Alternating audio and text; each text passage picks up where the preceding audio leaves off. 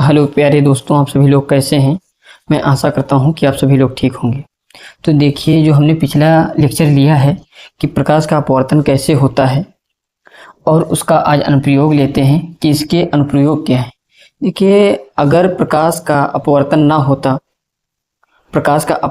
होता तो जब आप किसी तालाब में देखते हैं तो उसमें देखते हैं कि उस तालाब का जो तल है, मतलब उसमें तालाब में पानी कम है। या आपने कभी देखा होगा पानी में चम्मच, एक वो कांच का गिलास हो और उसमें आप पानी भरकर उसमें चम्मच डाल दीजिए तो आपको चम्मच टेढ़ा दिखाई देगा। और बहुत सारी घटनाएं हैं।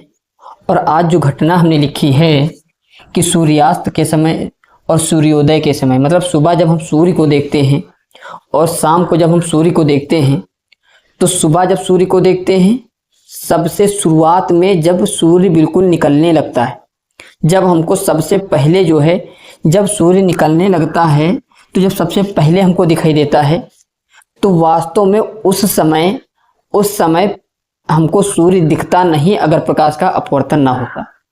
ये वास्तव में हमारे सीध में, हमारे आंखों के सामने नहीं होता है। सुबह के सामने जैसे ही सुबह होती है, जब हम देखते हैं कि सूर्य निकल रहा है, बिल्कुल निकल रहा है, उस समय वास्तव में निकला नहीं होता है। वो केवल हमको लगता है, वो प्रकाश के अपवर्तन के कारण हमको दिखता है कि वहां पर सूर्य निकल चुका है, जबकि वहां पर सूर्य वास्तव में नहीं होता है। तो देखिए, हम देखते हैं कि अगर होता नहीं है वहां पर सूर्य तो हमको दिखता है, और क्यों दिखता है इस चीज को हम देखते हैं। देखिए, ये हमारी पृथ्वी है, और यहां पर हमारा सूर्य है। मान लीजिए आप या हम, यहाँ पर कोई व्यक्ति खड़ा है जो ये देखना चाहता है कि सूर्य अभी उगा है कि नहीं, तो इस व्यक्ति को सूर्य इतना नीचे है अभी नहीं दिखेगा। ये केवल अगर देखेगा तो अपने सामने का देख सकता है, सामने ही सूर्य दिखेगा, इसको यहाँ पर दिखेगा। लेकिन वास्तव में यहाँ का सूर्य, ये व्यक्ति यहाँ पर जो प्रेक्षण खड़ा हुआ है, प्रेक्षण जो यहाँ पर है, उसको दिखाई नहीं देगा।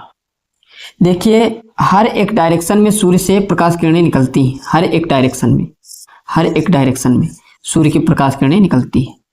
और हमारी जो पृथ्वी है, इसके चारों ओर 320 किलोमीटर का एक वायुमंडल है।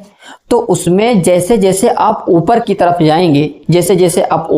जाएंगे, तो उसका वायु का जो घनत्व है वो कम होता जाएगा। वायु का घनत्व का कम होने का मतलब है कि वहां ऊपर वायु के जो मॉलिक्यूल होते हैं, जो अणु होते हैं, ऊपर कम होंगे। और जितना जितना आप पृथ्वी के पास आएंगे, सतह के पास आएंगे, उतना ही जो घनत्व होगा वो बढ़ता जाएगा, यानी कि अणु उतने ही सघन होते जाएंगे।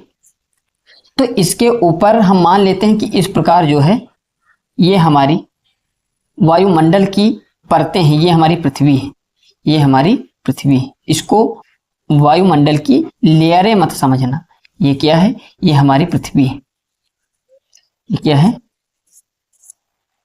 ये हमारी पृथ्वी है। अब देखिए, इसके चारों ओर वायुमंडल की परतें हैं। हम सभी परतें नहीं बनाएंगे, आर पार परतें नहीं बनाएंगे। इस प्रकार जब परतें हैं, ये हमारी पृथ्वी है, और ये जो वायुमंडल का ये भाग है, ये वायुमंडल की परतें हैं, ये वायुमंडल की परतें हैं। तो जब यहां से एक प्रकाश किरण जाएगी, तो ये हमारा निर्वात है। यहां से यहां तक की दूरी 320 किलोमीटर है। इसके बाद वायुमंडल वगैरह कुछ नहीं। तो उसके बाद जब हम यहां देखेंगे तो ये प्रकाश किरण जानी चाहिए ऐसे, लेकिन जो हमारा ये विरल माध्यम है, और ये जो वायु है यहाँ पर इसके सापेक्ष, इस निर्वात के सापेक्ष ये वायु सघन माध्यम कही जाएगी। तो सघन माध्यम में जब अपवर्तन होता है तो ये थोड़ा अभिलंब की ओर झुक जाती है। हमने थोड़ा अभिलंब की ओर झुक जाती। हमने यहाँ पर फिर अभिलंब डाला। अभिलंब जैसे ही हम डालेंगे,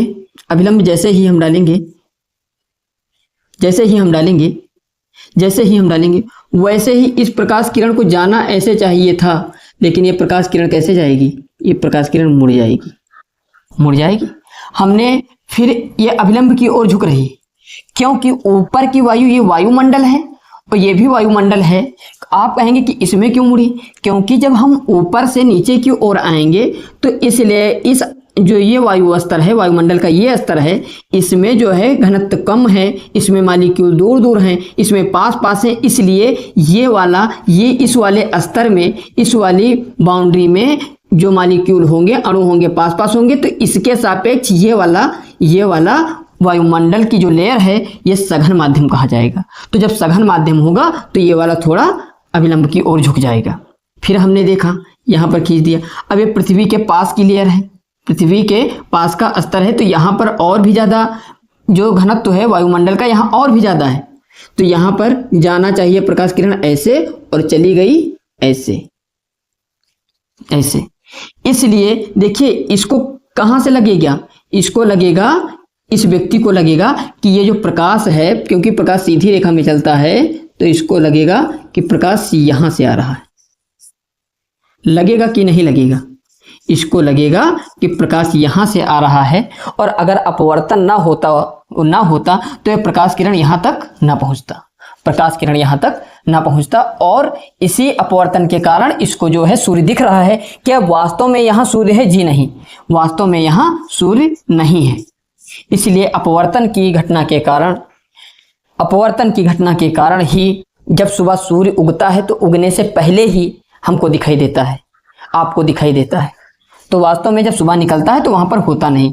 यही कंडीशन जब सूर्य अस्त होता है, यही सेम सिचुएशन तब होती है।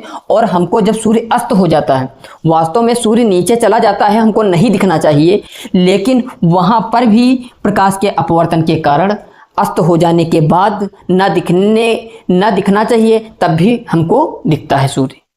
तो अब मैं इस वीडियो को यहीं तक रखूंगा और आगे जो है आपको अगले वीडियो में मिलेंगे।